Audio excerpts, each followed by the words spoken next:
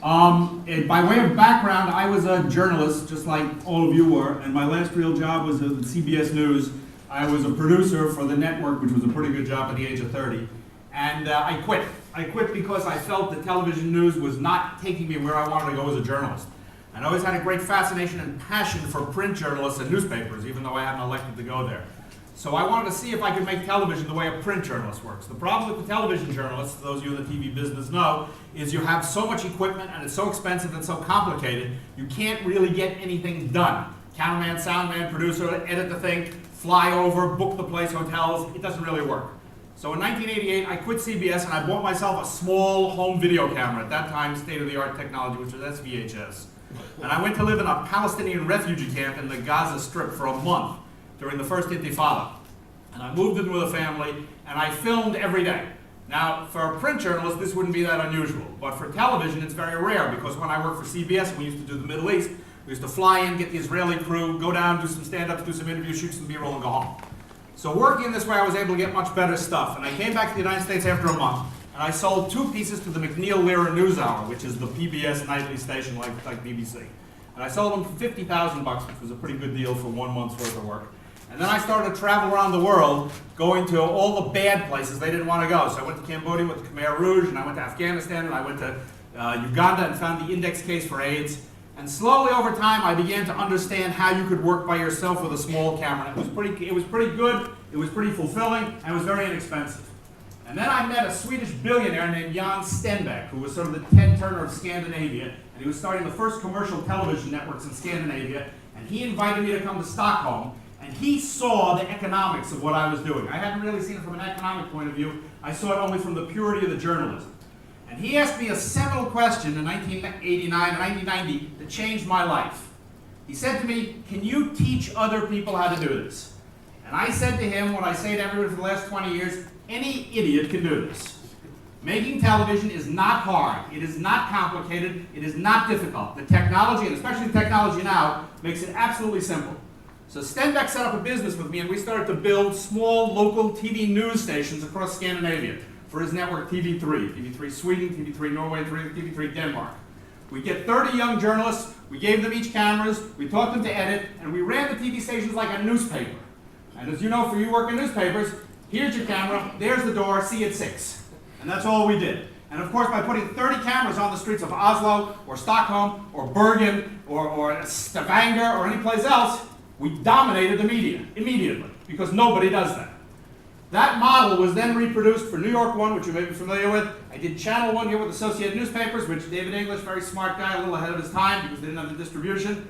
Sweden, Norway, Denmark, France, Germany, Italy, Belgium, and then the United States. So that was in itself a business. We go into newsrooms, and we still do this now.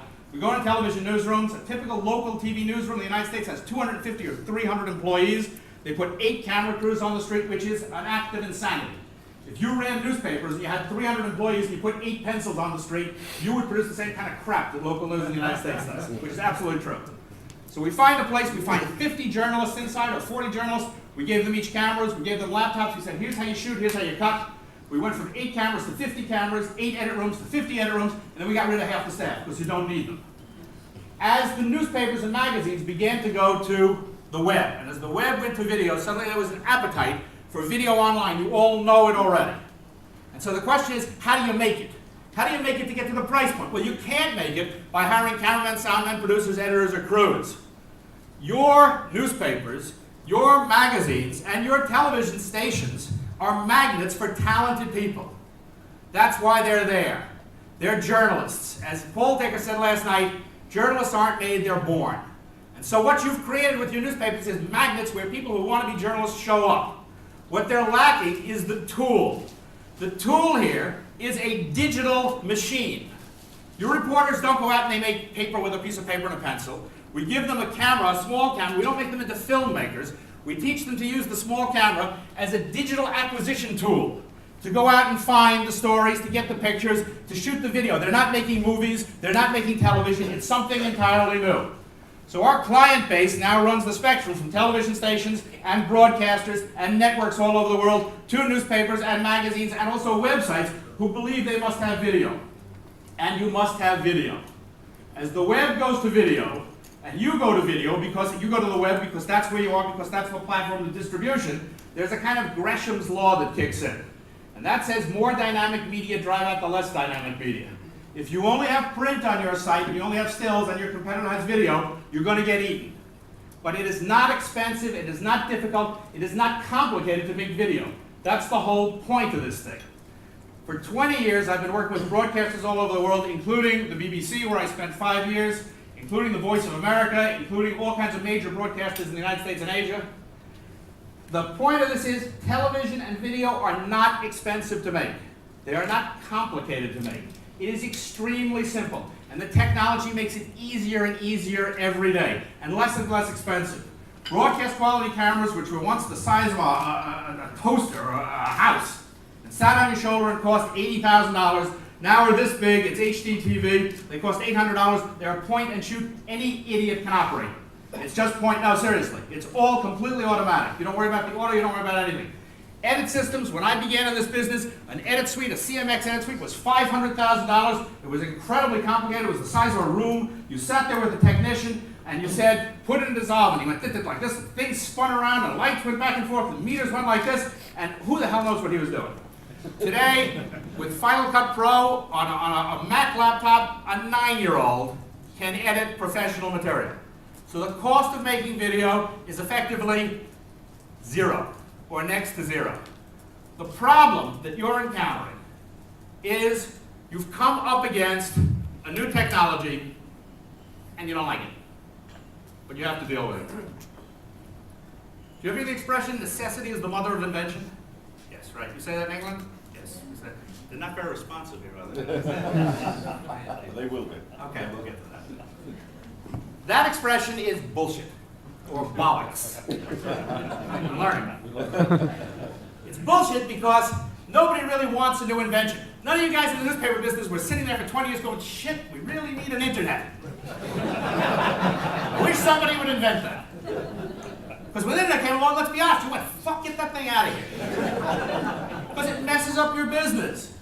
Well, that's true. It's not just you. Every time a new technology comes along, it does mess up your business. Nobody really wants them. It's how you respond to it now that's the real test of whether you'll survive or you won't. In the 17th and 18th and 19th centuries, New Bedford, Massachusetts was the wealthiest city in North America. Did you ever hear of New Bedford? No. If you read Moby Dick, right? That's where it takes place. Because New Bedford was the capital of whaling. And Wales is where oil came from. And oil fed the lamps of China and Europe and the United States. It was a big business. So these guys built whaling ships that were bigger and more sophisticated, and sharper harpoons, and better technology to rend the oil well. And they went to the Arctic, and they went to the Pacific, and they went all over the world hunting these whales, and they were the Dubai of the 19th century. Then in 1852, oil was struck in Titusville, Pennsylvania. Suddenly, you didn't have to go to the Arctic to get oil.